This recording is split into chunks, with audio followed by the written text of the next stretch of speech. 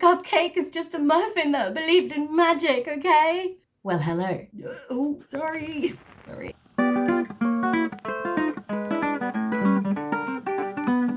Well, hello.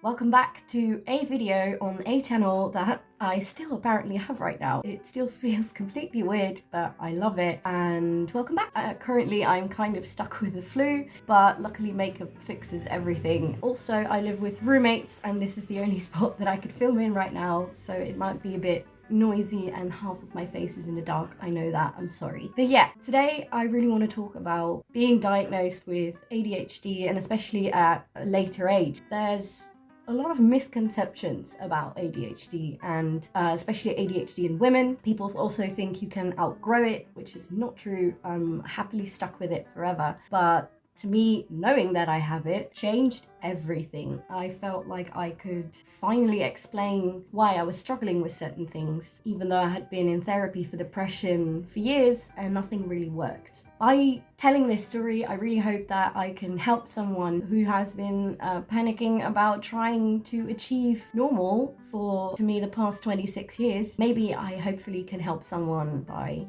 spreading awareness about what it actually is, and disclaimer, what it was to me. All right. So let's jump right into this, because I am going to be talking a lot, but I also very much relate to having the attention span of a vegetable. So let's just jump right into this and spill the ADHD.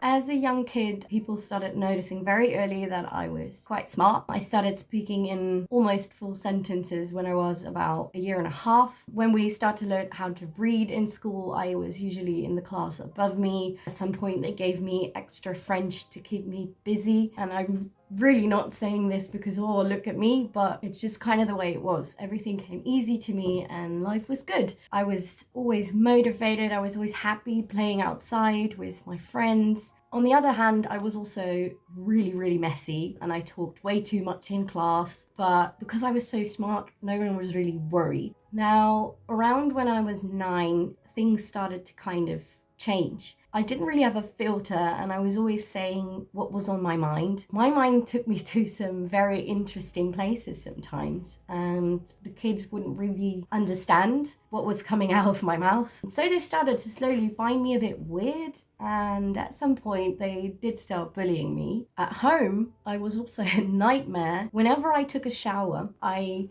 went back into my room with my towel still on, and instead of getting dressed, I would get distracted by the wallpaper, and I would just stare at it for minutes, start tracing it down with my finger until I was on the ground, and then I was really cold, but instead of actually getting up, getting dressed, I would kind of use my wet towel as a blanket and be cold, but still like tracing the wallpaper. In the meantime, my parents would be super frustrated because usually we had to leave to go somewhere, and I would take forever to get ready because I just getting distracted by, basically nothing. At school, things started to get worse at some point. The bullying continued. The teachers started to get really fed up with me for either being too eager to talk over them or not being there and not focusing on what they were saying. And I struggled with that because I still had good grades, which was nice, but people didn't like me anymore. And I got so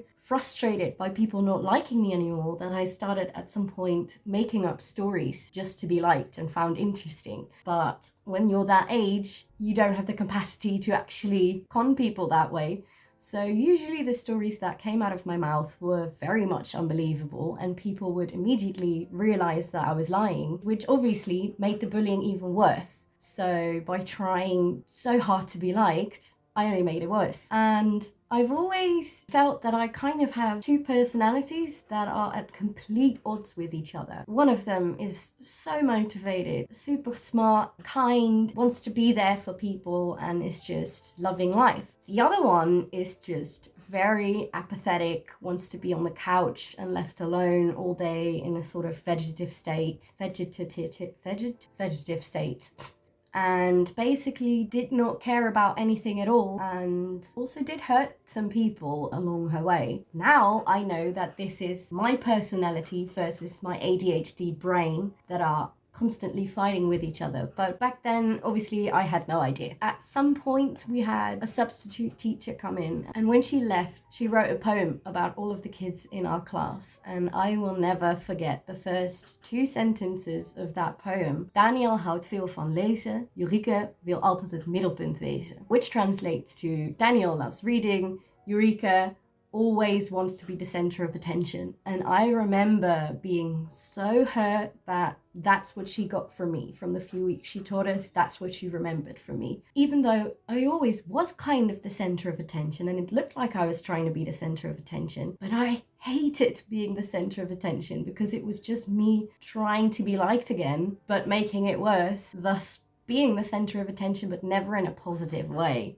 And then at some point when I was 12, high school came around, and I remember being so happy with being able to have a new fresh start, reinvent myself. People didn't know me. I could be anyone I wanted. Great. And at first things went really well. I still was smart, so my grades were good, and I quickly made a lovely group of friends that I was with all the time. This whole greatness unfortunately didn't last very long, because now I was responsible for getting myself to school in time, bringing my books, doing my homework, and I tended to forget and neglect those obligations. I was always late to school, I always forgot my books, I started falling behind. Therefore, I started to get bad grades for the first time in my life, which to me was a complete shock to my parents as well, which obviously didn't make me feel any better. I was really good at English, so I used to ace most of my classes for that. But then if we had a certain article that we had to read, I would have forgotten the article or lost it somewhere, because I was one of those students that just would scrunch papers in my bag, lost them. My school bag was just kind of a garbage bin for stuff I never read. And because of that, I also got a lot of 1 out of 10s for English, which even lowered my grade of something that I loved and was really good at. During this time, I was about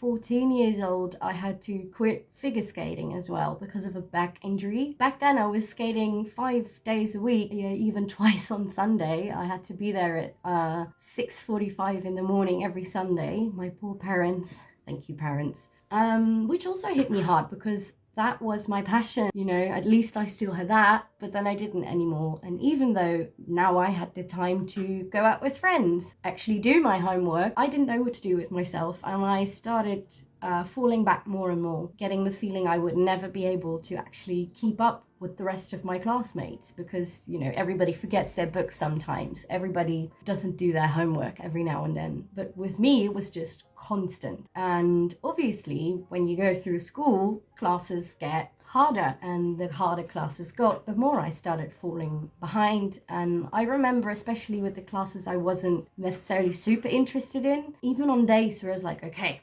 Jorieke, we're going to do this today, we're going to pay attention, we're going to get our stuff together. Even then, it felt impossible to actually absorb what the teachers were saying, because it felt like I just couldn't focus.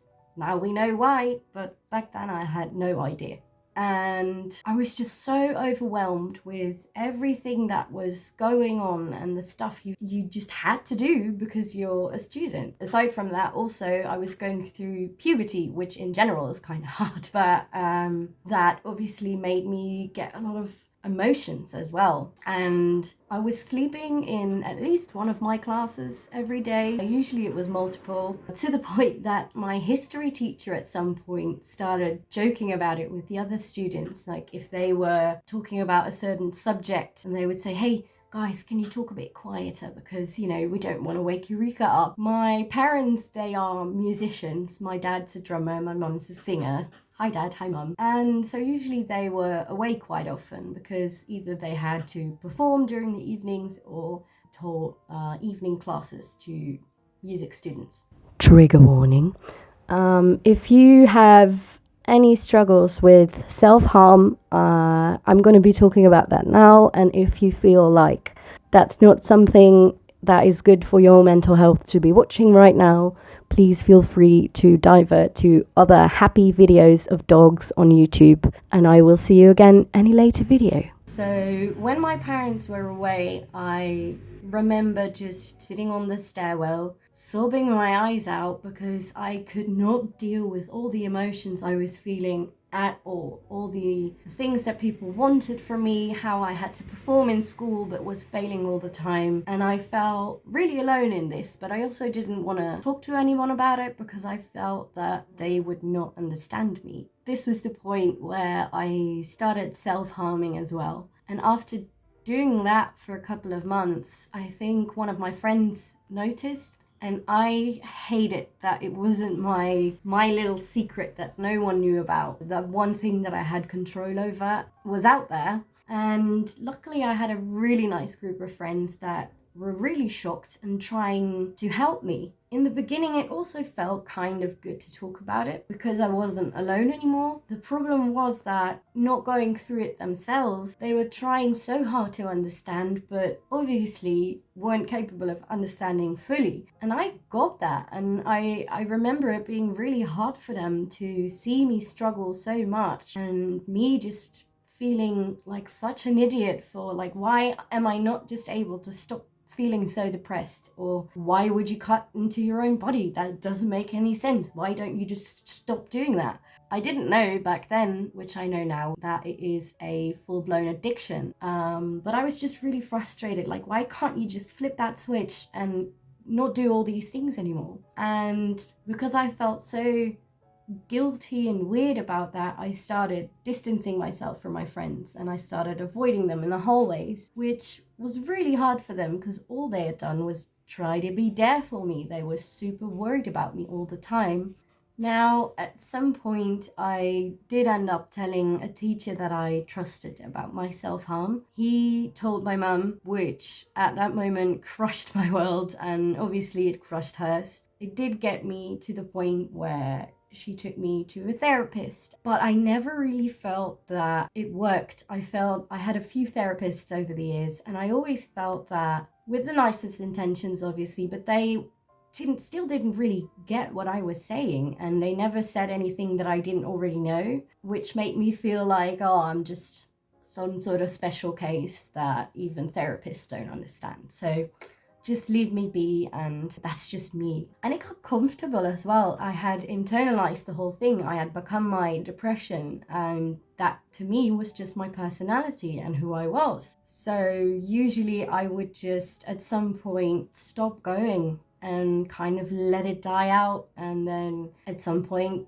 get motivated again to go to another therapist, and the same thing would happen over and over. And teachers in my quarterly reports, they did notice that stuff was wrong. Well, obviously, because I was almost never in class. But they all said the same thing. Why are you so smart but so lazy? Why are you so motivated and so neglecting? And basically, they all were saying, we are seeing such a waste of potential that it's frustrating. But at that point, I already had internalized the whole thing so much that I was just like, yeah, well, shit happens, that's just me, and there's nothing you're gonna do about it. I just need to survive high school and then I'll probably find my place, even though I kind of didn't believe that either. And I started lying to everyone about everything, not as in the made-up stories I used to do as a kid, but mainly to teachers and to my parents about grades, about homework. I mean, as a kid, we've all lied about stuff that was going on in school, but to me, I just was projecting this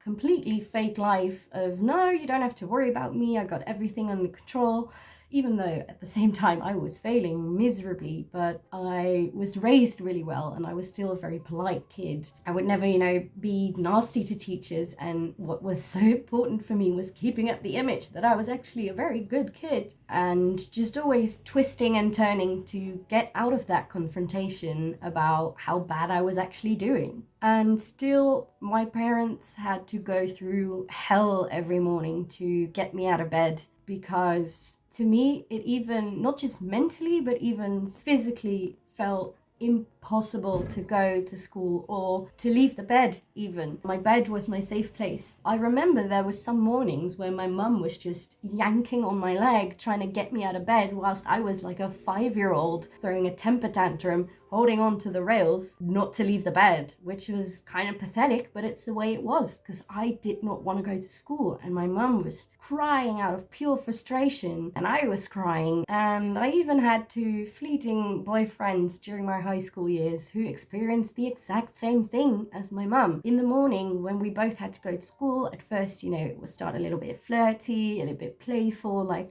oh no, you can't get me out of bed. And, they would start tickling me and it was like, oh, you still can't get me out of bed. Ha ha ha. And then at some point when we were almost going to be late and I still wouldn't get out of bed, they would also get frustrated and annoyed with me. Like, okay, but yeah, now you got to stop. Now we got to get to school. Stop behaving like a 5-year-old. But I just wouldn't leave the bed, and it ended up me being in their bed at their mum's house all day until they came back from school. So obviously those relationships didn't last very long. Yeah, like I said, the bed really became my safe place, and during the weekends, or if we had a day off, or if I took a day off, I would be in bed all day. I would have a bottle of water lying next to me, and even though I had that all day, I would be thirsty thinking about, I need to sit up straight, take a sip. That's all you need to do. Still, I would never actually get up. I would have needed to go to the bathroom for hours, and all that was going round in my mind was thinking, you're gonna get up now. Okay, now we're gonna do it. Now we're gonna go because you really have to pee. And still I wouldn't go. I thought that I was just some sort of extreme form of lazy. Now I know that this actually has a name. It is called ADHD paralysis, and I have so much to explain about this, which I will do in another video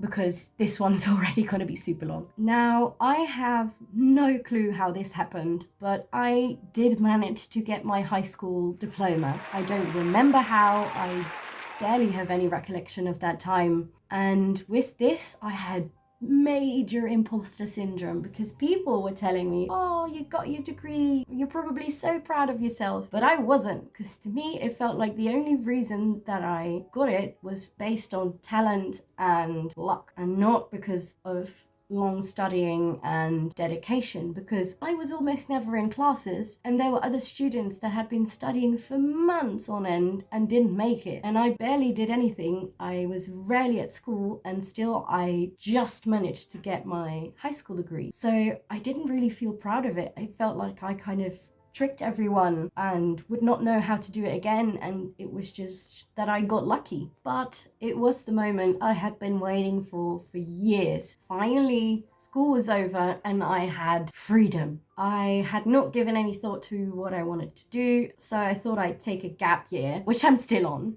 And now obviously I needed money. So through a friend, I got a job as a street marketer person for charities. You know, those annoying people who come up to you on the street saying, do you have a minute? That was me for a bit, but it went well. And after 2 months, I was able to leave my parents' house and move out and live on my own. After 3 months, I got promoted to team captain. After 5 months, I got promoted to branch manager. But then at 7 months, I left the job with a complete burnout. And I remember people telling me, oh, burnout, depression, you're so young, what do you know? I want to take a moment to everyone who's ever said this. Please don't, because people's feelings are valid, and even though you don't know them or you are thrice their age, you don't know what someone's going through and you're kind of belittling their feelings in that moment. So yeah, please don't do that. Since then, I had a ton of shitty jobs that barely paid anything, whilst people around me kept kind of nagging me on about, you know, go to college, go get a degree in something. But I had that memory about high school and I was like, oh, we're never going back there. So I just worked jobs in, you know, little shops and little delis, because that was kind of all I could handle, and that was, you know, easy to do, quiet, and I didn't know what I wanted to do in life at all. So that way it was just not that overstimulating and not that overwhelming. But in the end, it also felt like I was standing still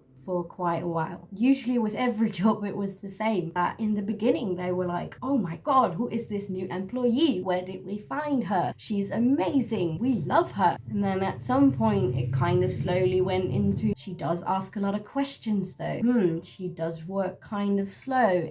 She calls in sick quite often. And with basically every job I had to have a talk with them at some point about my performance and how they weren't really satisfied with me. And either I was then fired or I quit myself, because even I was feeling like, it's not what I want to do, it's not where I want to be. So whilst at first with the sales job, all my friends were like, why can't you never meet with us? Because I had to always work and do the grown-up thing. And then at some point my friends started to, move up in life and find what they wanted to do and earn more money and become a bit more stable. And I felt like I was just going backwards all the time. And I felt like I would never, ever in life be able to function as a normal adult. I just couldn't picture it, being financially stable, me knowing what I wanted to do. And people kept telling me, oh, but you're so talented, you have so much potential, but that doesn't really matter if you don't know what to do. And I also thought that's what everyone around me was experiencing as well. Adulting is hard. I must not be alone in this. And I know that to some extent that is true, but now I know that it wasn't normal what I was going through. I did manage to have a 5-year relationship during this time. Hi, Jacob. We were both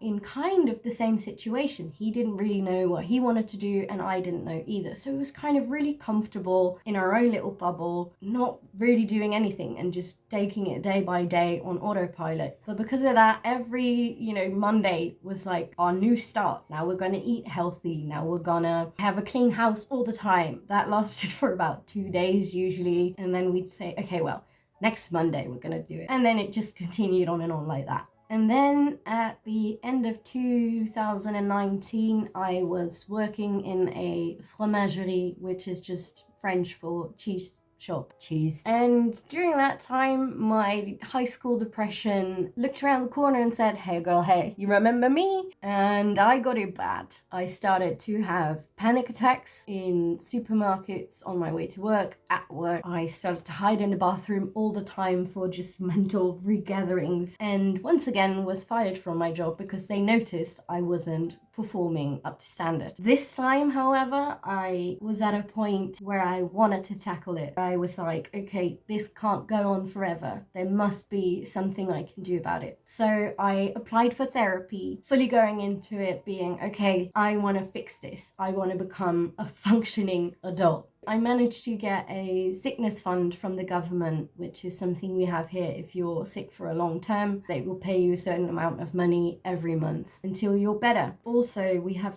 a pretty good healthcare system in the Netherlands. Usually all kinds of basic therapy and psychiatry are covered by your insurance. And I do realize I'm very privileged in this and that it's not like this all over the world. And as we all know, quite shortly thereafter, the little pandemic hit us. The waiting lists were super long to begin with, but due to COVID, I applied for therapy first week of December in 2019, and I actually got my first appointment in July 2020. A lot had changed. I had a new boyfriend, my current boyfriend, and we were really enjoying the quarantine chill together. And then I finally started therapy. I got not a therapist, but I think it translates to a social psychiatric nurse, which sounds a lot worse than it is, but it's basically a psychologist that, apart from all the talking, also goes, okay, cool, but what are we going to do about this? And that was a big change to me because I knew what I was feeling and I could talk about it for hours. But if that was it, then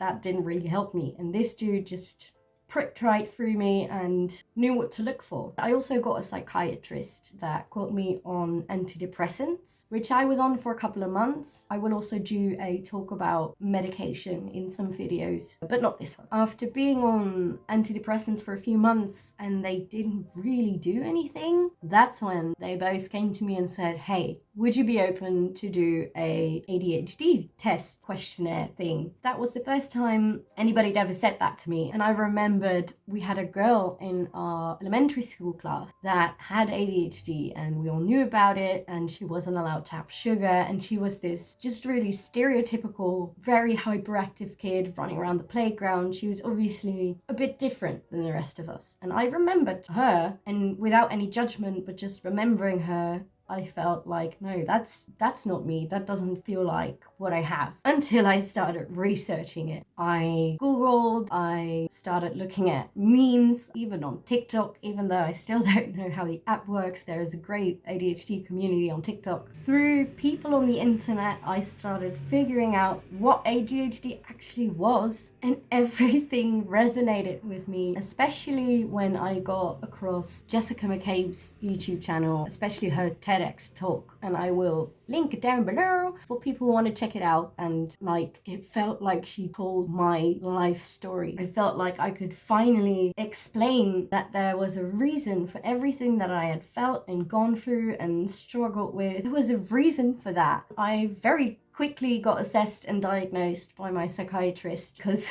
all the questions on the questionnaire, all my answers just pointed directly to, holy shit, yes, you have it. Very bad. Looking back on it, I don't know how no one noticed, but that is mainly because there's not much awareness about what ADHD actually is. My brain is literally different than that of a neurotypical. Neurotypical meaning someone who is not diagnosed or doesn't have a mental health disorder or condition. From that point on, things started to get better. I wasn't even on ADHD medication yet, but knowing I had it changed everything, because I started to learn how to work with it instead of against it, and I started accepting my flaws just by knowing, okay, that's not my bad character, it's just my brain. It gave me such a boost in life.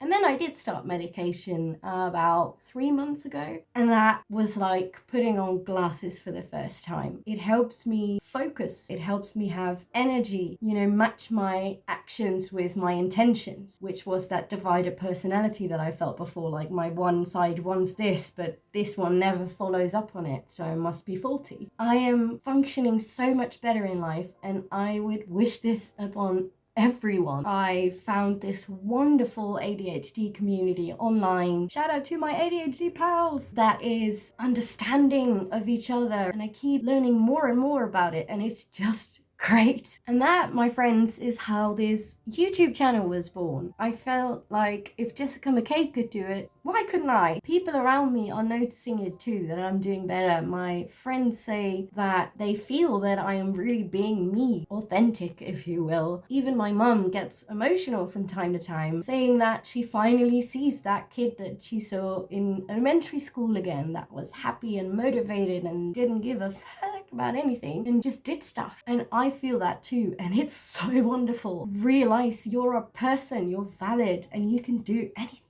the fuck you want. So yeah, that kind of concludes this mega long ass story time video. If you're still watching, thank you so much. I really appreciate you. You're a gem. And if there's anything that you've taken away from this, I really hope that it is your own struggles are valid. I feel like we usually kind of downplay our struggles and go, yeah, well, other people struggle too. Obviously they are, but that does not mean that your struggles are invalid. And I actually wrote my own inspirational quote without cringing once. Here it comes. I'm going to read it because otherwise, I can't do it right. We are not our brains. Our brains, in the first place, I think, are out of our control. Most of the time, anyways. They make us think and do some very stupid stuff sometimes. And I think it's up to us to realize that that was our brain and not our personality. It's also up to us to man up and say, hey, that thing that I did, or my brain made me say or do, was wrong, and I, as a person, know better. Also, what I really want to emphasize is if someone around you has ADHD or any kind of mental health disorder, right? Please do not judge them, but try to understand them. I know We can be very annoying sometimes if you see us laying on the couch, not doing anything with our lives. But imagine that struggle for us is even harder, and that we probably want to do stuff, but we don't feel like we can. And they are probably feeling like an enormous burden to you. So open up the conversation and make them feel understood. And the best way you can do this, hold on, let me get ready for this. Okay, are you listening? Because this is important. The best thing you can do is research. All we want is to be understood, and by doing research about their mental health diagnosis, you can help them so incredibly much. That was the wasp. All we want is to be understood, and if you make that effort to try and understand us, we will be forever grateful to you. So please keep that in mind. And also, if you're the one struggling, this also applies. Research is what got me there in the end. Through learning about what ADHD actually is, I was learning about myself. I have completely changed. I have a big appetite for life again. I have a motivation to reach my goals and to actually be able to think of goals. And don't get me wrong, I still struggle daily with my ADHD traits, but the difference is now that I know what they are, and I've said this many times before, I know, but I have learned how to work with my traits instead of it felt like I was dragging along a dead horse through life. That's a Dutch expression. I'm not sure if I think you get the point. So that concludes this video. Tell me in the comments if you recognize any of this, and let's make a safe space community in the comments. If there's anything that you don't want to publicly share but you feel like you need to get it off your chest, please feel free to email me at whatthejorieke@gmail.com, because I feel like everyone should be heard. I will reply without judgment, I promise. Let's normalize saying how we feel. Yay! And just go for total world domination. So please, please, please hit that subscribe button. It's just a little button, and it really helps to make this channel grow and turn this into a huge, big ass community of nice people. The cupcake is just a muffin that believed in magic, okay? That concludes this video. Please be nice to yourself, be nice to people around you, and see you next week. Bye!